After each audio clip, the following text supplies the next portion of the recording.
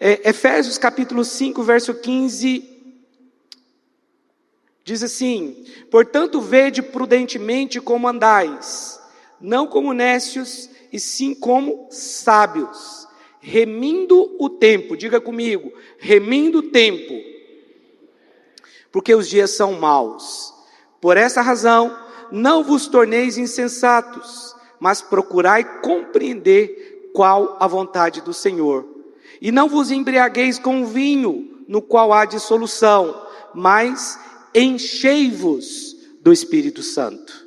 Amém? O enchimento do Espírito Santo não acontece quando você nasceu de novo. Quando você nasceu de novo, o Espírito Santo veio habitar dentro de você.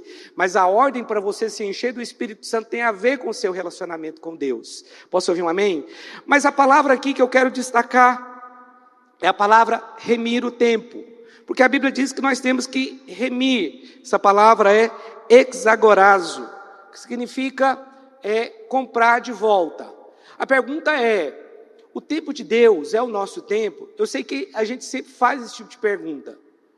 Normalmente a Bíblia, quando ela fala do tempo de Deus, ela usa, no original, a Bíblia usa uma palavra diferente de quando ela fala do tempo do homem.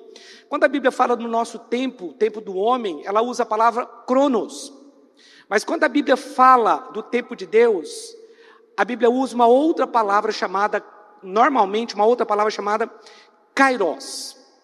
Então, normalmente, quando a Bíblia fala do tempo de Deus, e isso é que a gente precisa entender, porque quando a gente fala do tempo de Deus, parece que Deus vive no tempo, mas a verdade é que Ele não vive. O tempo é uma mera ilusão, porque Deus criou o tempo, Deus criou o sol, criou a lua, criou o sol para governar o dia, a lua para governar a noite, houve noite e dia. Deus cria o tempo, mas Deus, na verdade, vive fora desse tempo. Eu sei que é muito difícil da gente entender isso, porque Deus não teve começo e nunca vai ter fim. Entender, Deus ele vive numa dimensão chamada eternidade, mas quando nós falamos aqui do tempo de Deus e do tempo do homem, nós não estamos, na verdade, falando dos minutos ou dos segundos, mas nós estamos falando do tempo da oportunidade.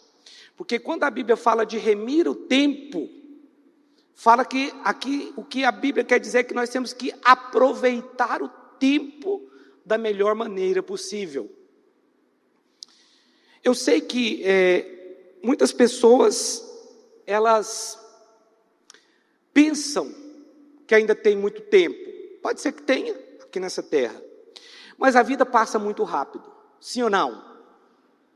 Muito rápido. Já tem pessoas que caminham comigo aqui a igreja nossa só tem 13 anos, mas já caminhava antes, né? Comigo, mas já tem pessoas que caminham comigo há mais de 20 anos aqui. O Josimar, há 27 anos, já caminha comigo. Parece que foi ontem que eu preguei para o Josimar. Ele estava no buraco quando eu preguei para ele. Tirei ele do buraco. Estava no buraco, literalmente. Lembra lá, Josimar? Mas passou tão rápido. Olha as filhas do Josimar. Uma já vai casar o ano que vem. Eu só falo isso para implicar com o Josimar. Ele saber que a filha cresceu, vai casar, vai embora. Mas o tempo passa muito rápido. Nós não podemos negligenciar o tempo que o Senhor nos deu para viver nessa terra. Nós precisamos aproveitar. Isso é remir o tempo. Quando nós falamos de remir o tempo, é você aproveitar o tempo de forma inteligente. Não é viver como nécios, mas como sábios, não como alguém que se embriaga, né? Porque as pessoas, elas se embriagam com as coisas dessa vida, ficam envolvidas com isso. O tempo está passando e a única resposta que nós podemos dar em relação à eternidade é agora. Na eternidade nós vamos desfrutar. Mas aqui não, aqui nós estamos aqui para dar uma resposta de acordo com o propósito de cada pessoa. Quem pode dizer amém? Então é isso que significa remir o tempo, é você aproveitar melhor o tempo. Eu queria mostrar aqui para vocês algumas frases sobre o tempo. A primeira delas é de Albert Einstein, a primeira e a segunda. O tempo é uma ilusão. A única razão para o tempo existir é para que tudo não aconteça de uma vez. Albert Einstein. A segunda também é dele, que é parecida com a primeira. A distinção entre passado, presente e futuro é apenas uma ilusão, teimosamente persistente. O que fazemos agora ecoa na eternidade. Marco Aurélio, não sei quem é esse cara. Deve ser alguém importante, eu não sei. Mas é verdade. O que nós fazemos agora vai ecoar na eternidade. O tempo perdido nunca será encontrado novamente. Benjamin Franklin, ex-presidente dos Estados Unidos. O problema é que você acha que tem tempo. Sabe quem falou isso? Buda. Pastor, você está falando coisas que o Buda falou. Pois é, até o Buda foi sensato em relação ao tempo, né? O problema é que realmente muitos acham que tem muito tempo. Melhor 3 horas mais cedo que 1 minuto atrasado. Você quer a minha frase? Os irmãos sabem, eu não gosto de chegar atrasado em nada. Pode acontecer. Mas eu não gosto de chegar atrasado em nada. Eu tenho essa fama aqui. Seu tempo é limitado, então não o desperdice vivendo a vida de outra pessoa. Não queira ser um clone de alguém. Seja você. Você tem uma identidade, você tem um DNA. Quem falou isso foi Steve Jobs. Quando nós falamos de tempo, nós precisamos entender que o tempo ele pode estar ao nosso favor, mas também pode estar contra. Ok? Ele pode estar ao nosso favor quando talvez nós levamos um tempo para perdoar alguém. Mas ele pode estar contra nós, porque pode ser que não tenha tempo de perdoar essa pessoa. Tem 2 histórias aqui para contar. A primeira, teve um rapaz que eu discipulei, lá em São Luís de Montes Belos. E ele era um discípulo meu e era um amigo meu também. E aí ele se casou, e aí depois que ele se casou, ele começou a aprontar muito. Fez muitas coisas erradas. Com a esposa dele, com muita coisa. E aí, eu mudei para Goiânia, a gente se distanciou. Na época eu tratei a situação, os pastores lá da igreja também, na época eu não era pastor, trataram a situação também, que foi grave. E a gente passou a ter um relacionamento assim, mais distante, não de amizade. E por causa do posicionamento dele, aí depois se separou da esposa e continuou um caminho de pecado e tudo, e ficou vivendo a vida no pecado lá. E aí um dia ele estava aqui em Goiânia, ele passou uma mensagem para mim. Falou, olha, eu estou internado aqui, no hospital tal, e eu vou trocar a válvula do meu coração. Ele tinha um problema no coração, que eu achava que não era sério. Eu acho que ele achava também que não era. E aí ele falou assim, eu estou aqui internado, ele passou a mensagem falando que estava internado, que ia trocar a válvula do coração. E eu mandei uma mensagem para ele, falei, qual hospital que é? Mas eu confesso para você, eu não dei muita moral. Falei, esse cara quer viver no pecado, só quer fazer as coisas erradas e tal. Agora ele fica mandando essa mensagem, ele quer que eu vou lá orar com ele. Só que o que aconteceu? Ele morreu. Eu não fui lá orar com ele. Pastor, poderia evitar? A oração tem poder por evitar isso. Eu não sou culpado dele ter morrido. E não estou me sentindo culpado por isso, não. Mas a minha oração poderia, talvez, ter levado ele a Jesus de novo. Ainda que eu não tivesse poder para orar para ele ser curado. O tempo foi cruel. Eu senti, eu fiquei pesado depois. E ele não morreu por ter trocado a válvula do coração. Não foi isso que matou ele, ainda que ele trocou a válvula e estava internado. Só que ele estava com uma bactéria que ele não sabia, que ele pegou trabalhando. E essa bactéria matou ele. O tempo foi cruel. Eu não sei como é que foi o final da vida dele. Nós só vamos saber na eternidade. Mas eu poderia ter feito alguma coisa. Talvez isso é remir o tempo, é estar percebido. Eu confesso assim que eu não dei muita importância. Aí esse irmão só fez coisa errada na vida dele. Foi tratado, não aceitou. Irmãos, o que custava eu ter ido lá orar com ele? Nós não podemos negligenciar o tempo que o Senhor nos deu aqui. Nós temos que pregar para todo mundo. Talvez eu não ia ter poder de orar com ele, ele seria curado e nada. Mas talvez, quem sabe, reconciliar com o Senhor? Não sei. Pastor, você se sente culpado por isso? Não, eu não me sinto. Cada um é responsável pelo tempo que esteve aqui. Mas eu poderia ter levado uma pessoa para o céu, talvez. Ah, ele morreu sem Jesus? Não sei também. Pode ser que não. Ele teve tempo para se arrepender. Ele não pediu que eu fosse lá orar com ele, mas independente, ele já passou a mensagem para que eu fosse orar. Não falando para que eu fosse lá, mas é claro que ele queria que eu fosse. Eu tive uma amizade com ele. Eu deveria ter levado isso em consideração. Um outro caso, aqui a gente já estava em Goiânia, isso foi em 2004, ano de 2004, nós éramos do Ministério Ouvir e Crer, e nessa época a igreja ficava na T9, ali de frente à pracinha dos bancos ali da T9. E nós íamos fazer uma festa para os jovens, né, com testemunho de uma pessoa que veio de fora, e aí, na sexta-feira, essa festa seria na sexta-feira, eu estava chegando para trabalhar, porque eu trabalhava na igreja, eu era o tesoureiro da igreja, e aí quando a gente estava indo a pé de casa, a gente morava no Jardim América, e a igreja ficava no Jardim América também, estava indo a pé, e aí quando a gente passou do lado de um restaurante, do lado da igreja, do prédio da igreja, tinha uma menina, uma moça, né, agachada, e ela estava passando mal, estava ela e uma outra moça com ela. Aí eu e a Poliana paramos e perguntamos, o que está acontecendo? Não, ela passou mal, nós tivemos que descer 3 pontos antes da nossa casa para ela, porque ela estava passando muito mal.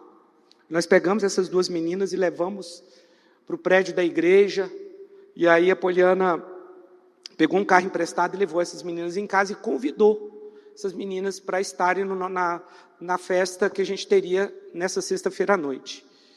Na verdade, na sexta-feira à noite não seria a festa, seria só a ministração da palavra, e no sábado seria a festa. E aí elas foram, naquele dia elas converteram, as 2.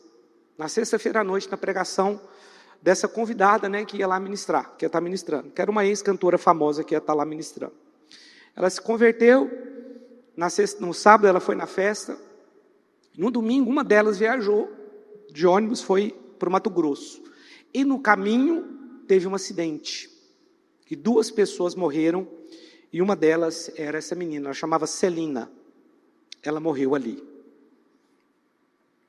Num dos casos houve uma negligência, no primeiro caso. No segundo, nós tivemos a percepção, aquela menina iria morrer, mas ela morreu com Jesus. Naquele lugar onde ela estava, era o lugar onde os pastores passavam. Eu creio que exatamente naquele lugar, Deus colocou aquela menina ali para que o evangelho fosse pregado a ela. E ela foi salva, morreu salva. Nós conhecemos a menina na sexta-feira, na segunda-feira nós estávamos no velório dela. Salva. Isso é remir o tempo. Sabe de uma coisa, meus irmãos? Nós não podemos perder mais tempo.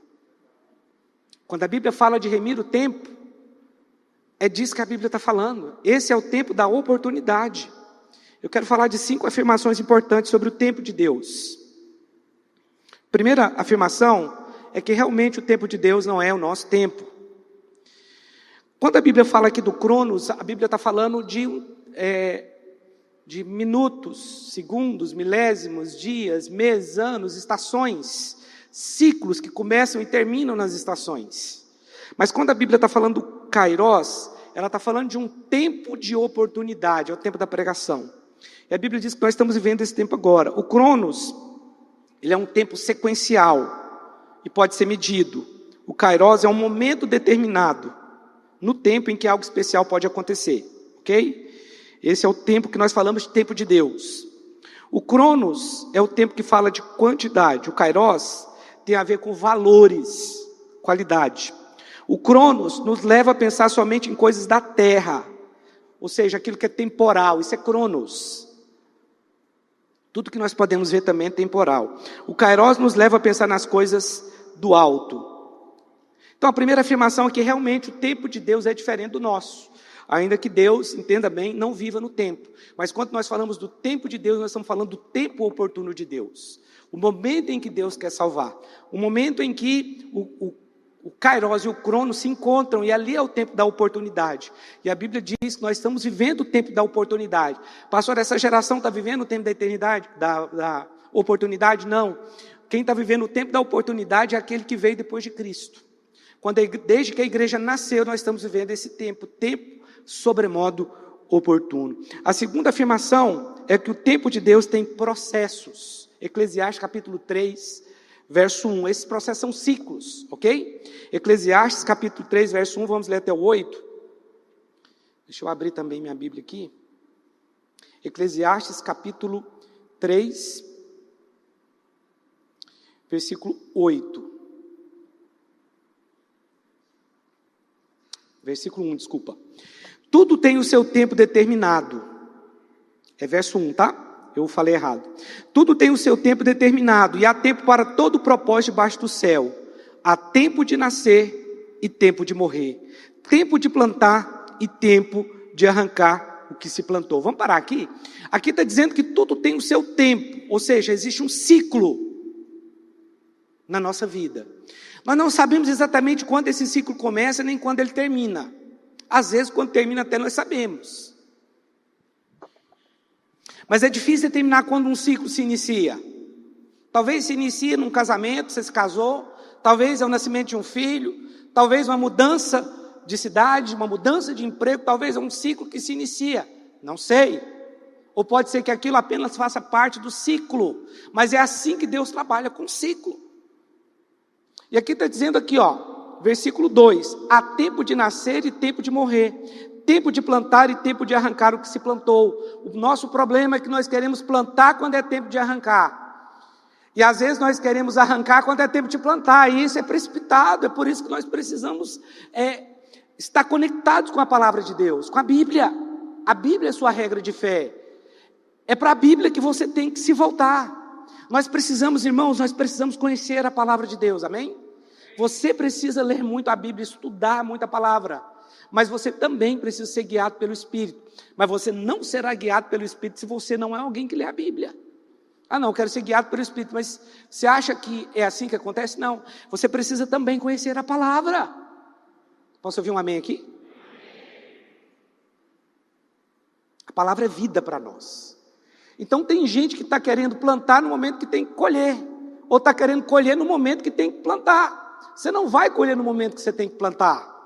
Porque você não tem nada para colher, mas você quer colher. E aí, como você quer colher no momento que é para plantar, você acha que o errado é Deus. E aí você vai se frustrar. Ah não, o problema é a minha igreja, acho que tem uma maldição lá naquela igreja, porque não acontece comigo, eu vejo acontecer com um ou outro, mas comigo não acontece. Então tem algum problema naquela igreja, deve ser o pastor, que está em pecado. Tem pessoas que são assim, elas pensam isso. Olha o 3, tempo de matar e tempo de curar. Pastor, então eu posso matar? Calma aí. Tempo de matar e tempo de curar. Tempo de derribar e tempo de edificar. Tempo de chorar e tempo de rir. Então tem tempo que é tempo de chorar, mas tem tempo que é tempo de rir. Sabe uma coisa engraçada que aconteceu? Os irmãos sabem que eu torço para o Flamengo, né? Você não? Mas ganhou bem ontem, hein? Que é isso aí? Me desculpe aí o São Paulo, mas... Sabe que teve um jogador do Flamengo que riu quando o Flamengo perdeu para o Bayern. Era tempo de chorar, ele estava rindo.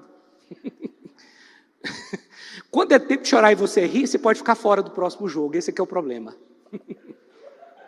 Mesmo que você seja bom. Por que ele riu? Porque ele não jogou, ele não entrou no jogo. Não tem nada a ver com essa derrota. Só que ele não teve nada a ver com a vitória ontem, porque ele foi cortado do jogo.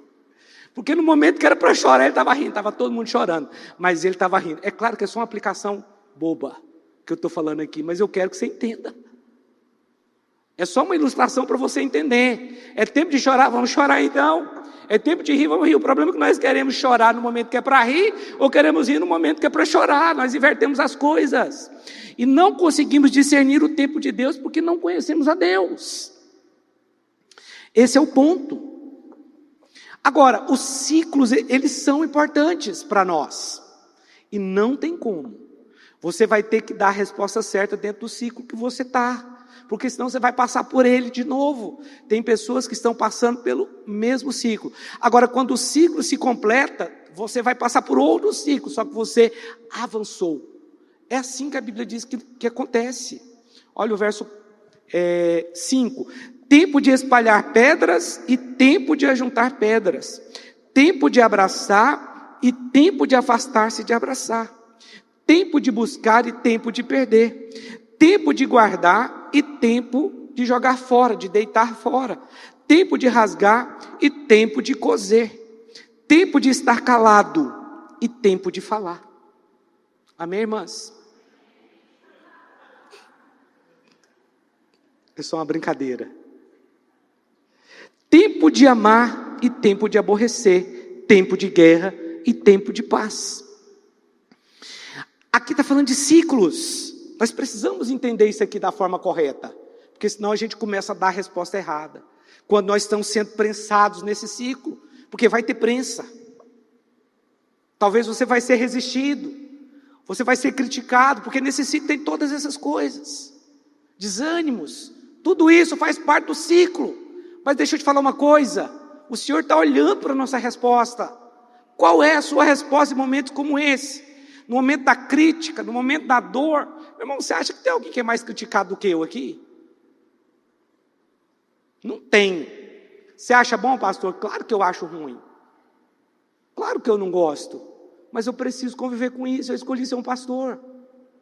Tem elogios também, muito mais do que críticas, mas tem muita crítica. Então, no momento que você está naquele ciclo, você pode passar por todas essas coisas, por todas essas situações. 2 Coríntios capítulo 6, deixa eu ler para você. 2 Coríntios 6, versículo 1. Deixa eu ler esse texto aqui para você. Vamos ler até o verso 10. Porque os ciclos, eles vão se repetir, não o mesmo ciclo, mas aí você passou por esse aqui, você foi aprovado, então agora você vai para um outro ciclo, numa outra condição. Talvez você vai lidar com situações ainda mais difíceis, mas também você vai ter mais fé, você também vai estar mais maduro, você vai estar mais preparado, porque você concluiu o primeiro ciclo. 2 Coríntios capítulo 6, verso 1. E nós, na qualidade de cooperadores com Ele, também vos exortamos a que não recebais em vão a graça de Deus. Porque Ele diz, eu te ouvi no tempo da oportunidade, e te socorri no dia da salvação. Eis agora o tempo sobremodo oportuno. Ah não, o fulano não está pronto ainda para eu pregar para ele. Esse é o tempo, é hoje. O tempo não é você que determina, olhando de forma natural. O tempo da oportunidade é agora. Então pregue a tempo e fora de tempo. Ah não, não é o tempo de pregar, então prega fora de tempo, a Bíblia está falando. Só faz o que a Bíblia falou para você fazer. Pregue a tempo. Ah não, o fulano não está preparado ainda, ele é muito isso, ele é muito aquilo, ele é muito fechado. Pregue a tempo e fora do tempo. Vamos lá, porque ele diz, eu te ouvi no tempo da oportunidade, Kairós, e te socorri no dia da salvação. Eis agora o tempo sobremodo, não é só um tempo oportuno, é sobremodo oportuno. Eis agora o dia da salvação. Não dando nós nenhum motivo de escândalo em coisa alguma, para que o ministério não seja censurado. Pelo contrário, em tudo recomendamo-nos a nós mesmos como ministros de Deus, na muita paciência. Olha o ciclo aqui, ó. Na muita paciência. Opa, deixa eu ver onde que eu estou aqui. Na muita paciência, nas aflições, nas privações, nas angústias, dos açoites e nas prisões. Olha o ciclo aqui. Nos tumultos, nos trabalhos, nas vigílias, nos jejuns, na pureza, no saber, na longanimidade, na bondade, no Espírito Santo, no amor não fingido, na palavra da verdade, no poder de Deus, pelas armas da justiça, quer ofensivas, quer defensivas, por honra e por desonra, por infâmia ou por boa fama, como enganadores e sendo verdadeiros, como desconhecidos, entretanto bem conhecidos, como se estivéssemos morrendo e contudo eis que vivemos, como castigados, porém não mortos, entristecidos, mas sempre alegres, mas enriquecendo a muitos, nada tendo, mas possuindo tudo. Aqui está falando de um ciclo. Aqui está falando que nós podemos passar por coisas assim, difíceis de passar. por críticas, por prisões, por açoites, por tantas coisas que nós sabemos que nossos irmãos no passado viveram como Paulo e que alguns de nossos irmãos ainda vivem hoje, em lugares onde são perseguidos, é claro. Mas isso também se aplica a nós, porque críticas fazem parte também desse ciclo. Mas como vai ser a nossa reação? Como foi a reação de Jesus em relação a essas críticas? Como foi a reação de Jesus em relação aos açoites que ele recebeu? Jesus não reclamou, a palavra diz que ele foi como ovelha muda para o matadouro. Então, meu irmão, ser aprovado dentro de um ciclo significa também louvar a Deus em todo o tempo. Significa não murmurar, não ficar reclamando das coisas. Passa isso. Tem pessoas que a gente vê que elas estão sempre no mesmo lugar, elas não conseguem sair daquele lugar, elas não conseguem evoluir na fé, elas não crescem em fé porque elas estão dando a resposta errada. O Senhor está de olho em nós, em relação à nossa resposta. Agora, crítica faz parte. Todas essas coisas aqui que eu falei, tristeza, desânimo, tudo isso aqui, nós podemos passar. Mas, meu irmão, é um ciclo. A tristeza vai passar, vai chegar o momento de rir. Tem hora que você vai perder pessoas, mas você vai ganhar pessoas também. Depois você vai ganhar. Amém? Só saiba dar a resposta certa quando você perder. Agora, olhe para o Senhor. A situação que você está vivendo, se ela for adversa, ela vai passar. Porque tem tempo que é de espalhar pedras, mas tem tempo que é de juntar pedras. Tem tempo que é de abraçar, tem tempo que é de afastar-se de abraçar. Há tempo de guerra e tempo de paz. Então, é um ciclo. Ele vai se encerrar, mas dê a resposta certa. Isso é o tempo oportuno, isso é o kairos, é o tempo da oportunidade de Deus, entenda isso. E trabalhar com o tempo é sempre difícil, porque parece que Deus está demorando demais. Paciência, perseverança, fé serão desenvolvidos nesse tempo, desse ciclo na sua vida. Não tenha medo, porque Deus vai abençoar você. Agora, o próprio Jesus, ele submeteu ao processo. Olha o que está escrito aqui em Isaías 53, versículo 3. Diz assim, era desprezado e o mais rejeitado entre os homens. Você é rejeitado? Talvez eu sou um pouco, já fui pelos meus pais. Sou rejeitado, sei lá, em determinado lugar. Não sei qual a sua condição, mas aqui está falando que ninguém foi tão rejeitado quanto Jesus. Se você foi rejeitado, pense em Jesus, foi muito mais. É o que está escrito aqui, era desprezado e o mais rejeitado entre os homens. Homem de dores, que sabe o que é padecer. Passou pelo ciclo. E como um de quem os homens escondem o rosto, era desprezado e dele não fizemos caso. Aqui está dizendo que Jesus sabia o que era padecer. Nós estamos falando aqui do Criador do universo, aquele por meio do qual todas as coisas foram feitas, é Jesus, Deus. Ele padeceu, ele se submeteu a um processo, para que tivesse salvação para você e para mim. Quem pode dizer amém aqui? Para você e para mim. Aqui está dizendo que ele se submeteu. Mas por que às vezes nós queremos ser melhor do que Deus? Nós queremos antecipar o tempo. Não, tem coisas que nós vamos passar e vamos crescer. Dê a resposta de fé correta, para que você cresça. Sabe uma coisa mais que a Bíblia diz aqui em Lucas capítulo 2, versículo 51, diz assim, Lucas 2, 51, e desceu com eles para Nazaré, isso aqui está falando de Jesus, e era-lhes submisso. Isso aqui é Jesus, meu irmão. Jesus era submisso aos seus pais, mesmo tendo muito mais conhecimento do que os pais. Foi Jesus que criou os pais dele. Os pais de Jesus, José e Maria, vieram por Jesus, porque todas as coisas foram feitas por meio dele. E nada do que foi feito sem ele. Mas ele que criou o próprio José e Maria, ele se submeteu a eles.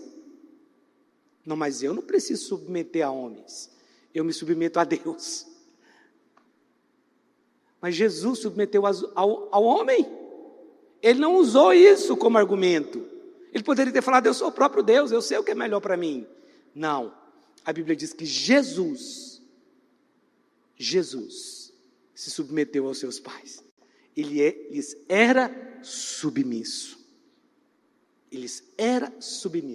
Mas tem pessoas que são boas demais para ninguém falar nada na vida dele. Não.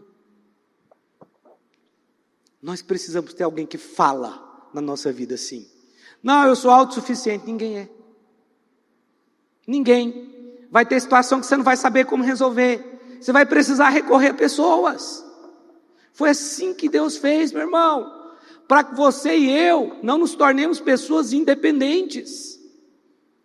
Eu nunca vou chegar numa maturidade em que agora eu sei tudo e ninguém precisa falar mais nada para mim. Isso não existe. Não existe o super crente, o super santo. Não tem isso. Existe crente. Você entendeu? E crescia, aqui diz, e crescia Jesus em sabedoria, estatura e graça diante de Deus e dos homens. Por que ele crescia? Porque ele era submisso. Você precisa submeter a um discipulador. Você precisa submeter a uma igreja. Não, pastor, eu sou igreja, não preciso da igreja. Engano seu, você não é igreja. Onde é que está na Bíblia que diz que você é igreja? Sozinho não, você é igreja se você estiver no corpo. Se você estiver fora do corpo, você é um membro seco, sem vida, porque não passa vida. Ah, mas na igreja tem pessoas que eu não gosto. Tem pessoas com quem eu não vou com a cara, então não vai para o céu não, porque essa pessoa vai estar lá. É melhor você entender logo isso. Ah, mas na igreja as pessoas são falhas. Lógico que são, para tratar com você, que também é. Nós não somos tão bons assim como nós imaginamos. Por isso nós precisamos nos sujeitar a autoridades que são de Deus, pessoas de Deus. Por isso nós precisamos nos sujeitar a uma igreja. Os irmãos estão comigo aqui? Jesus submeteu aos seus pais. Por quê? Porque ele entendeu que aquele era o processo. A Bíblia diz que Jesus era um homem de dores, experimentado no trabalho. Sabia o que era padecer, ou seja, ele sabia o que era o processo. O processo ele não é fácil. Porque todo ciclo, ele vai ter coisas boas e vai ter coisas ruins. Agora, se você é alguém que dá a resposta certa dentro do ciclo que você está, certamente você vai sair muito mais rápido que qualquer outra pessoa que está dando a resposta errada. Quem aqui vai se submeter e diga amém? Nós não somos melhores que ninguém, amém? Terceira afirmação é que o tempo de Deus não quebra princípios. Vamos ler Provérbios 19, 2? Abre para mim Provérbios 19, 2.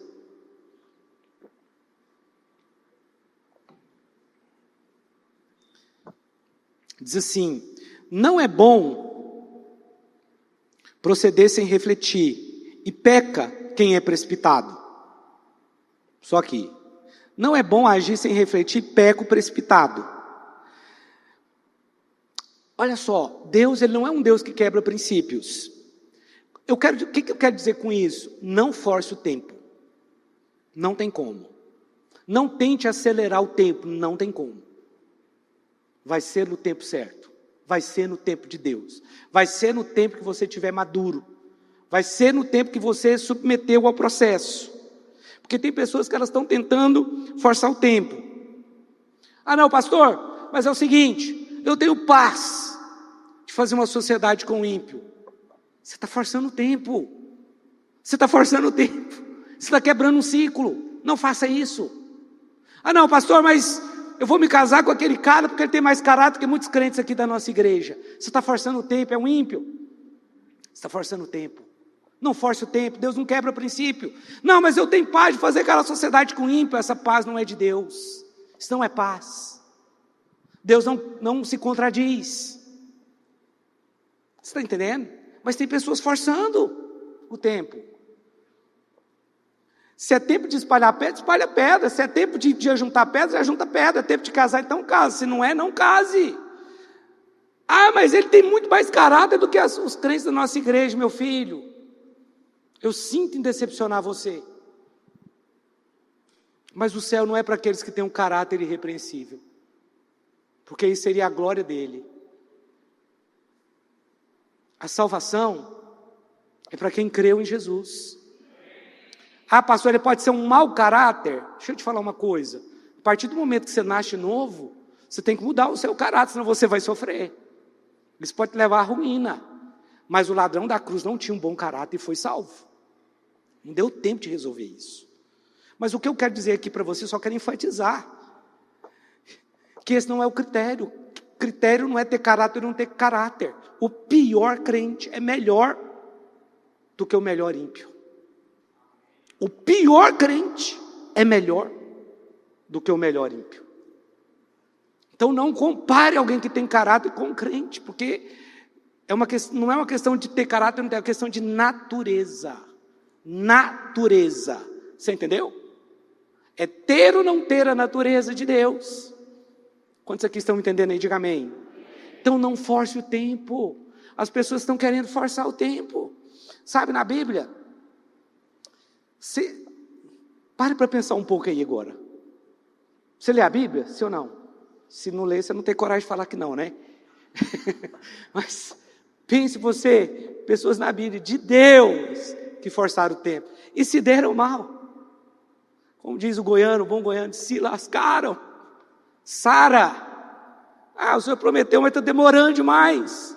Não passou pelo ciclo. Vem aqui, minha serva, Agar. Você vai, ô Abraão, deita com ela aí. Você vai ter um filho com ela, o filho vai nascer nos meus braços. E nós vamos dar uma boa ajuda para Deus. Porque Deus prometeu, nós vamos ajudar. Se está difícil para Deus, eu ajudo. Vai lá, nasceu Ismael. Nós estamos até hoje aí, ralando a briga, Israel aí com o Irã, com aquele, né, com o mundo muçulmano ali, tem um pouco a ver com isso, né? E aí depois, quem foi que teve que resolver o problema? Abraão não se posicionou, que deveria. Ela falou, olha, manda esse filho seu embora, não era dela mais não, manda esse filho seu embora aí, que eu não vou deixar ele ser criado junto com o meu não. Aí Abraão teve que resolver o problema depois. Forçou o tempo. Na Bíblia nós temos muitos que forçaram o tempo. Lembra de Sansão? Irmão, Sansão, a palavra diz que o nascimento dele já foi um milagre.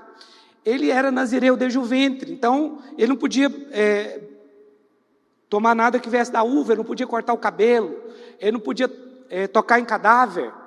Mas a Bíblia fala que ele estava nas vinhas de Tímina. O que uma pessoa que não pode beber vinho está fazendo nas vinhas? Sai de lá, rapaz. Você não pode beber Coca-Cola, você vai trabalhar na fábrica da Coca-Cola? Não tem jeito. Sai de lá. Você vai ser tentado, mas ele estava lá nas vinhas de Tímina. Mas por que ele estava nas vinhas de Tímina? Porque ele era forte. Não que ele era bombado. Vocês já viram aquele cara, o Anatoly? Os homens aí gostam disso.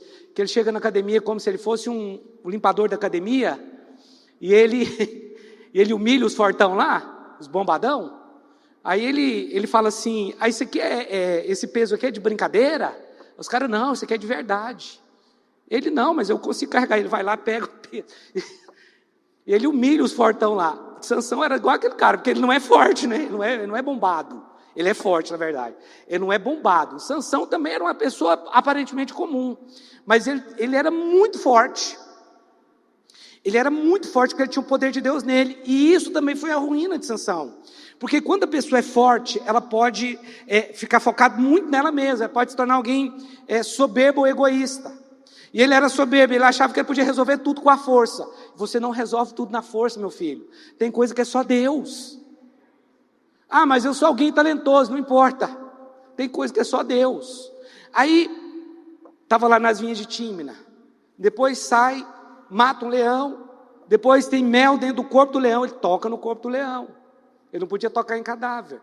Depois ele conta o segredo dele para Dalila, que corta o cabelo dele.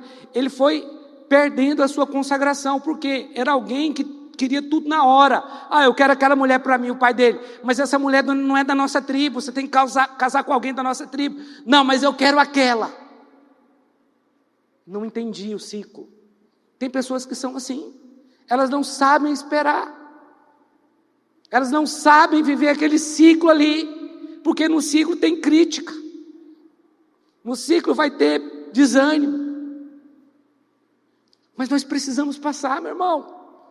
E há outras pessoas na Bíblia, como Saul, por exemplo, que tinha que fazer um sacrifício porque eles iam para a guerra. Tá? 1 Crônicas 13 fala isso. 1 Crônicas 13, quando Samuel demorou a chegar, que Saul fez? Não, eu mesmo vou sacrificar, já que Samuel está demorando, eu vou sacrificar, porque senão os soldados vão tudo embora, eles estão morrendo de medo, eu mesmo sacrifico. Mas a palavra era para ele esperar Samuel chegar, ele não esperou. E porque não esperou o profeta chegar, quando o profeta chegou, falou: o que você está fazendo? Ele falou: não, você está demorando a chegar, o povo estava indo embora, está com medo. Aí eu peguei e sacrifiquei, eu mesmo sacrifiquei. Aí Samuel falou: o que você fez é mal, mas espera que Deus vai te falar algo. E naquele dia, que ele fez aquele sacrifício, indevido, fora do tempo, porque o que ele estava fazendo era certo, mas na hora errada, e era a pessoa errada também, fez com que ele perdesse o reino. Foi ali que Deus falou para Samuel: olha, eu já separei outro rei no lugar dele. Você sabia que quando Deus falou isso, Davi não tinha nem nascido ainda? Ele falou: eu vou separar uma outra pessoa. Então, você vê que Saul também tentou forçar o tempo. Cuidado com isso.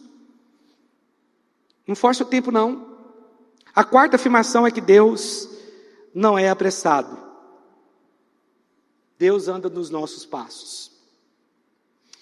Eu estava entrando no meu condomínio semana passada, ou retrasada, semana retrasada.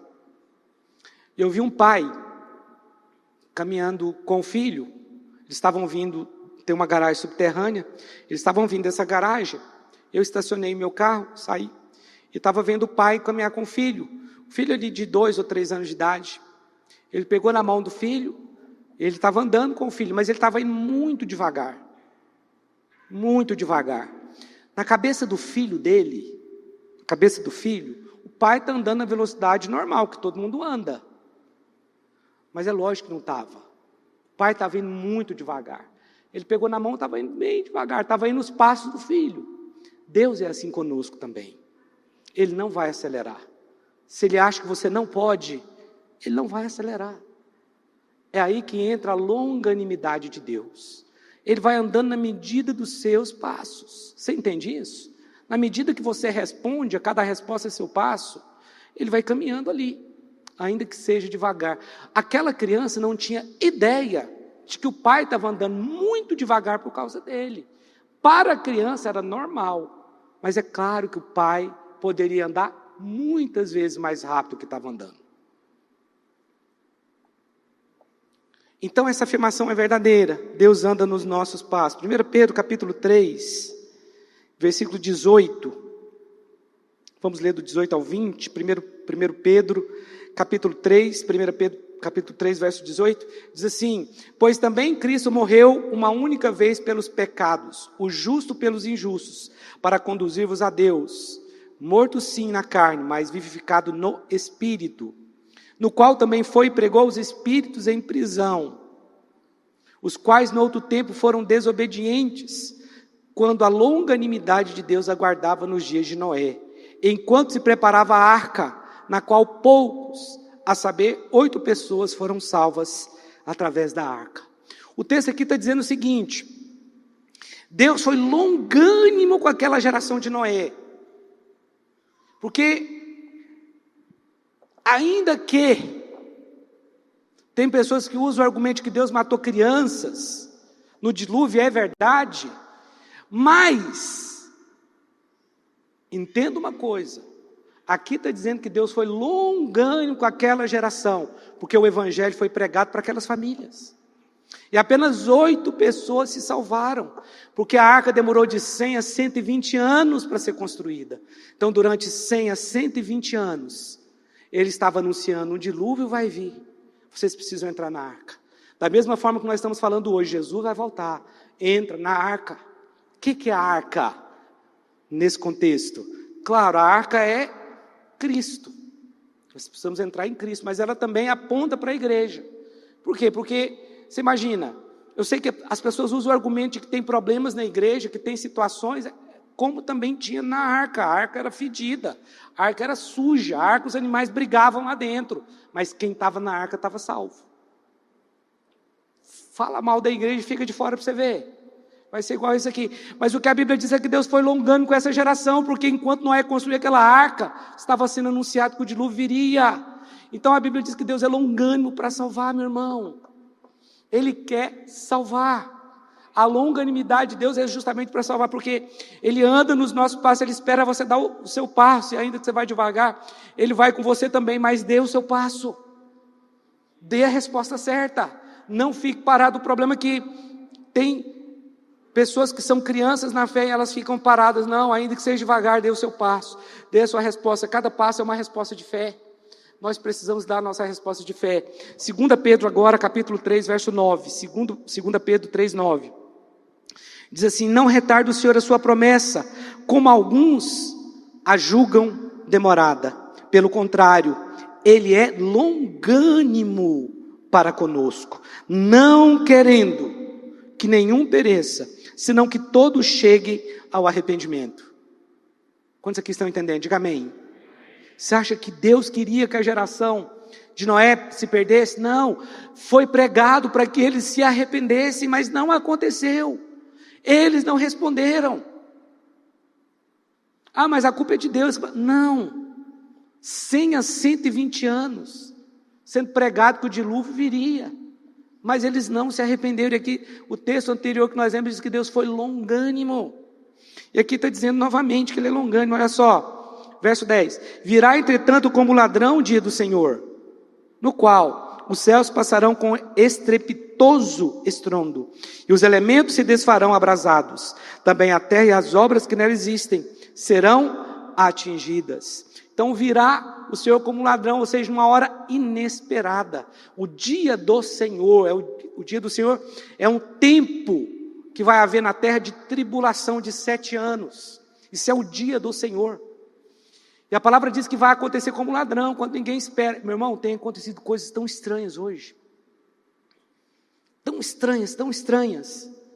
Essa última eleição dos Estados Unidos aí, meu Deus, nós estamos olhando uma guerra comercial entre Brasil e Estados Unidos, ou da Europa com os Estados Unidos, mas pode ser uma coisa muito pior. Pode ser o que está escrito na Bíblia. O que está acontecendo parece que são as profecias se cumprindo para que haja um controle mundial financeiro, que a Bíblia diz que vai acontecer em Apocalipse. Parece que as profecias estão se cumprindo, é que a gente está vendo assim: nós vamos perder tantos bilhões, a Europa vai perder tantos bilhões, os Estados Unidos vai perder tantos bilhões. Espera, será que é só isso mesmo? Será que nós não podemos ir além? Aqui não é teoria da conspiração, não, mas a Bíblia vai se cumprir em algum momento. E o olhar que eu tenho para tudo que está acontecendo vai além dos bilhões que Brasil, ou Europa, ou o próprio Estados Unidos vai perder. Mas parece que está sendo forçado para que haja um controle de um único líder no mundo inteiro. Porque todo mundo está tendo que pedir bênção a ele. Pastor, já sei, você é de esquerda. Você está contra esse presidente. Eu sou a favor dos princípios de Deus. Se eles são de direita, então é isso que eu sou. Mas não é de política que nós estamos falando aqui. Nós estamos falando do céu, que está muito acima de direita ou de esquerda. Os irmãos estão entendendo? Muito acima, que tem pessoas da esquerda salvas, da direita. Os irmãos estão entendendo isso ou não? Você é a favor da família também? Mas aqui está dizendo que o dia do Senhor virá como ladrão, em que os céus e a terra passarão. Então preste atenção, Deus ele é longânimo com você. Deus ele demonstra sua longanimidade de várias formas. Porque Deus ele sabe esperar, Ele mostra sua longanimidade porque Ele sabe esperar. Sabe, o longânimo é alguém que não se precipita, que não toma decisões pela necessidade. Ele ora. Eu sei que todos nós às vezes tomamos decisões um pouco precipitadas, fora do tempo. Ainda bem que Deus ele é tão bom. Ele é um Deus de misericórdia, Ele ainda continua nos abençoando. Mas o longânimo é alguém que demora para tomar a decisão. O longânimo também é alguém que demora para punir o pecado, porque Deus é assim. Ele deseja a salvação das pessoas. Por isso que Ele foi tão longânimo com a geração de Noé. Porque Ele queria que eles fossem salvos. Ele poderia ter destruído aquela geração um ano depois que Ele anunciou que viria o dilúvio. Poderia ter sido 10, mas Ele esperou de 100 a 120 anos para fazer isso. Porque Ele é longânimo. E nós também temos que ser, você também deveria. O longânimo também, ele é alguém tolerante, que apazigua. É acima de tudo alguém que perdoa, né? Não tenha dúvida de que a longanimidade é um traço de Deus. E por último, o tempo de Deus diz que o dia da oportunidade é agora, não espere. Hebreus 3, 7, 8 diz: assim, pois, como diz o Espírito Santo, hoje, se ouvirdes a sua voz, não endureçais o vosso coração, como foi na provocação, no dia da tentação, no deserto. Então, hoje, se ouvirdes a sua voz, não endureçais o vosso coração. Tem coisas que você deve fazer hoje. O que é? Não sei, mas é hoje. É hoje. Não, eu estou esperando o tempo passar para eu perdoar. É hoje. É hoje. Você não sabe o que vai acontecer? Eu contei 2 histórias aqui, de 2 pessoas que morreram, mas eles pensavam, talvez, eu tenho muito tempo, sou muito jovem. Mas o dia chegou, sem que ambos esperassem. Não sei se a conclusão de um e de outro foi diferente, pode ser que ambos foram salvos. Mas o fato é que pode ser que a conclusão foi diferente, que um foi salvo e o outro não. Por isso é hoje que a Bíblia diz. Então não é amanhã, é hoje. Hoje é o dia de resolver. Hoje é o dia de perdoar. Amém, homens? Sei que os homens gostam de empurrar as coisas com a barriga, né? Procrastinar, mas não, é hoje, é agora. Esse é o nosso chamado. Deixa eu te falar uma coisa. Todos nós temos o mesmo tempo. Ninguém pode acrescentar 1 minuto a mais no seu tempo, ou 1 minuto, ou tirar 1 minuto. O texto aqui em Tiago 4,14 diz assim, eu vou dizer mais para você, o diabo vai dizer para você que você tem muito tempo. É isso que o diabo diz para as pessoas, não precisa ser hoje, você tem muito tempo, você é muito jovem. Talvez foi o que ele disse para essas 2 pessoas das quais eu falei, não sei. Mas é o tempo da oportunidade agora. Tiago 4,14. Vós não sabeis o que sucederá amanhã. Que é a vossa vida? Sois apenas como neblina, que aparece por um instante e logo se dissipa. Salmo 90, versículos 10 a 12. Os dias da nossa vida sobem a 70 anos, ou em havendo vigor a 80. Nesse caso, o melhor deles é canseira e enfado, porque tudo passa rapidamente e nós voamos. Quem conhece o poder da tua ira e a tua cólera, segundo o temor que te é devido, ensina-nos a contar os nossos dias, para que alcancemos coração sábio. Nós precisamos contar os nossos dias. Irmãos, nós precisamos dar uma resposta aqui, nós estamos aqui para isso, amém? Nós precisamos dar uma resposta aqui. Eu vi um pregador falando sobre tempo, e ele falou coisas muito interessantes sobre a nossa vida, sobre o tempo aqui na terra. Sei que uma das coisas importantes que aquele pregador falou é que nós precisamos estar apercebidos. Nós precisamos ter o discernimento espiritual daquilo que o Senhor pede de nós nesse momento. Agora, talvez você é alguém que está dentro de um ciclo e você está tão envolvido com um problema que você não consegue ver além disso. Olha, eu quero desafiar você a ir além, a ver além do ciclo, a ver lá na frente. Porque quando você entende a promessa de Deus, que você tem uma promessa de Deus, você vai entender que aquilo é só uma questão de tempo, vai passar.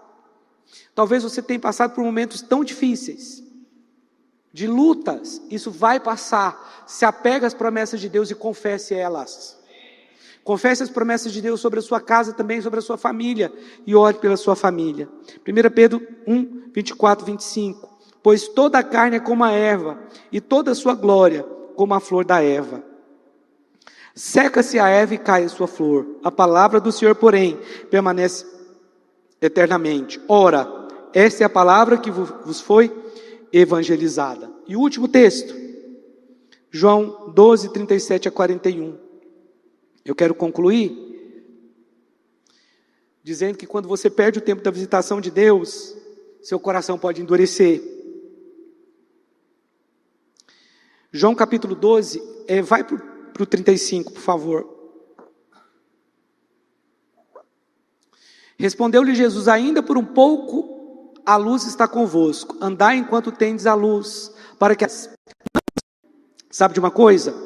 Aqui diz que muitos não creram em Jesus, e tiveram o seu coração endurecido, e os seus olhos foram cegados, porque não aceitaram a proposta da salvação. Então hoje é o tempo, é isso que acontece quando as pessoas ouvem e endurecem.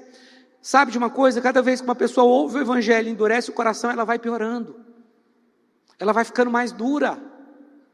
Então quebrante-se, seja alguém quebrantado. E agora eu não estou falando nem a respeito da salvação, mas a respeito daquilo que o Espírito Santo fala, porque o Espírito Santo fala conosco. Ele é uma pessoa, ele habita em nós. Esse é o tempo, irmãos, de darmos uma resposta ministerial. Se você está aqui, você não é crente, você pode ser um. Mas é o tempo de nós darmos uma resposta também, dentro do propósito que o Senhor separou para nós. Cada um aqui tem um propósito, não deixe para amanhã. Ah, pastor, eu estou esperando assim, o meu marido amadurecer para eu pregar para ele. É hoje.